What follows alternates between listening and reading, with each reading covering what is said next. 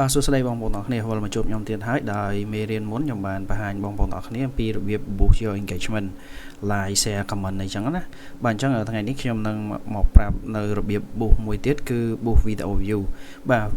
ការ boost video view ធ្វើឲ្យគេ view គេមើលវីដេអូយើងច្រើនហើយគេក៏អាចចុច like share និង comment បើសិនជាបងប្អូនលក់ផលិតផលក៏អាចថាគេចុចកំងទិញដែរបាទអញ្ចឹងកុំឲ្យខាតពេលយូរយើងចូលទៅមើលពីរបៀបនៅក្នុងការ boost your video view បាទអញ្ចឹងជាដំបូងខ្ញុំចូលមកក្នុង Facebook របស់ខ្ញុំដូចធម្មតាមក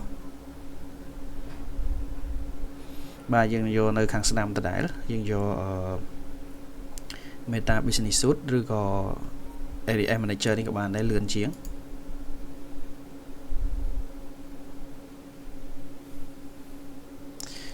បាទអញ្ចឹង campaign នេះខ្ញុំបាន set up ខ្លះៗហើយអញ្ចឹងខ្ញុំអានេះវាអត់ពាក់ព័ន្ធទេអញ្ចឹងខ្ញុំលុបអានឹងចោលសិនអូខេអញ្ចឹងដើម្បី boost យក video view គឺដូចតែជាមេរៀនមុនទេគឺយើងចូលទៅក្នុង create នេះកន្លែងពណ៌បៃតងហ្នឹងមកបន្ទាប់មកយើងយកពាក្យថា engagement ដដែលប្រហែលចំណុចនៅខាងនេះគឺយើងអត់យកទេ continue មកយក manual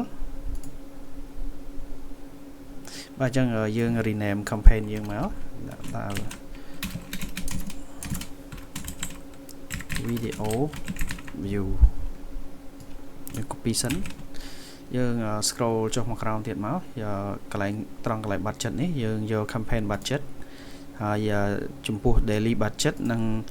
lifetime budget ខ្ញុំបានបញ្យល់ហើយខ្ញុំអត់បញ្យល់មួយផ្សេងទៀតទេហើយចំណុចនេះគឺដាក់ទៅតាម budget របស់បងប្អូនចង់ដាក់ប៉ុន្មានក៏បានដែរបាទបន្ទាប់មកយើងចុច next ហើយយើងផាសcampaign name របស់យើងមកដើម្បីឲ្យស្រួលចំណាំបាទហើយកន្លែង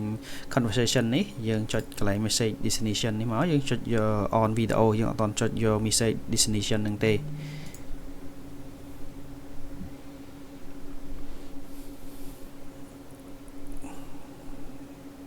បាទ scroll ចុះមកក្រោមតិចមកហើយអាការកំណត់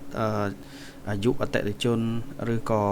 អាយុ audience របស់យើងហ្នឹងខ្ញុំក៏បានបរៀនឲ្យដែរបើកន្លែងនេះយើងចុចទៅ switch to original audience ក៏បានដែរបាទយើង scroll ចុះមកក្រោមចំណុចត្រង់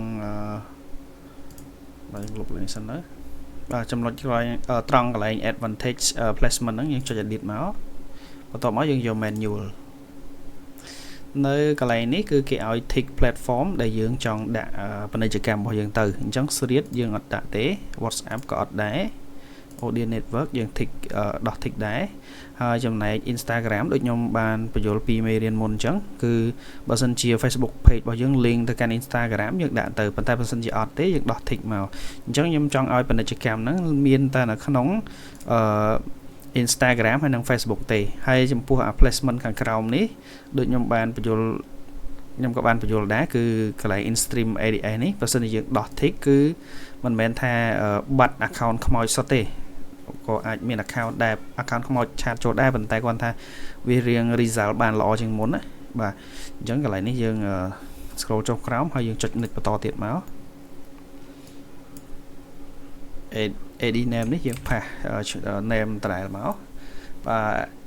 ទបន្ទាប់មកយើង scroll ចុះមកក្រោមមកកន្លែងនេះ create AD បានន័យថាយើងបង្កើតនៅពាណិជ្ជកម្មថ្មី AD ថ្មីប៉ុន្តែបើសិនជាយើងមាន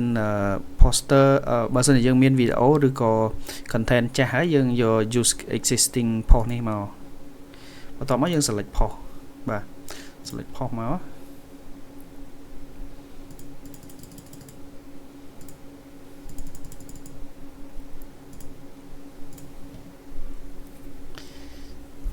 បាទនេះគឺវីដេអូ reel bumper ដែលខ្ញុំបានធ្វើហើយជាកន្លែងក្រហមនេះគឺអត់មានបញ្ហាអីទេតែគ្រាន់ថាយើង boost យក video view អញ្ចឹងយើងអាច select យក poster យកមក post បានទេកន្លែងនេះគឺវា available តែវីដេអូទេបាទនេះវីដេអូ reel វីដេអូ bumper ដែលខ្ញុំធ្វើបាទអញ្ចឹងខ្ញុំ select bumper នេះមួយមកបន្ទាប់មក select ម្ដងទៀត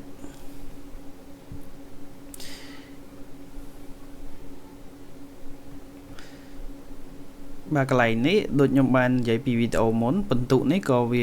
វាថាតលតែយើងបានបន្ទុក100បានបួសបានល្អបាទគឺមិនមែនទេគឺជួនកាលយើងដូចជាចំណុច placement មិញអញ្ចឹងគឺខ្ញុំបានដកនៅកន្លែងstreet ដកនៅកន្លែង Messenger អីចេញអស់ហើយខ្ញុំទុកតែ Facebook ហើយនិង Instagram អញ្ចឹងវាឲ្យបន្ទុកទៅតាមនឹងដែរបាទកន្លែង add ប៊ូតុងនេះយើងចង់ឲ្យអ្នកដែលឃើញវីដេអូ view របស់យើងគាត់ចង់មានតំណែងតំណងអីមកកាន់ page យើងបាទចង់ឲ្យ subscribe download ទៅតាមគោលដៅរបស់ការលក់របស់បងប្អូនតើបងប្អូនចង់ឲ្យគោលដៅទៅធ្វើអីគេបាទកក់ឬក៏ download ឬក៏ subscribe អីគឺតាម page របស់បងប្អូនអញ្ចឹងយើងសេរីឲ្យអស់ហើយបន្ទាប់មកគឺយើងចុច publish ជាការស្រេចបាទអរគុណច្រើនបងប្អូនដែលបានទស្សនាវីដេអូរបស់ខ្ញុំអញ្ចឹងបើសិនជាបងប្អូនមានចម្ងល់អាច comment នៅលើវីដេអូហ្នឹងបានអរគុណច្រើនបងប្អូនទាំងអស់គ្នាជំរាបលា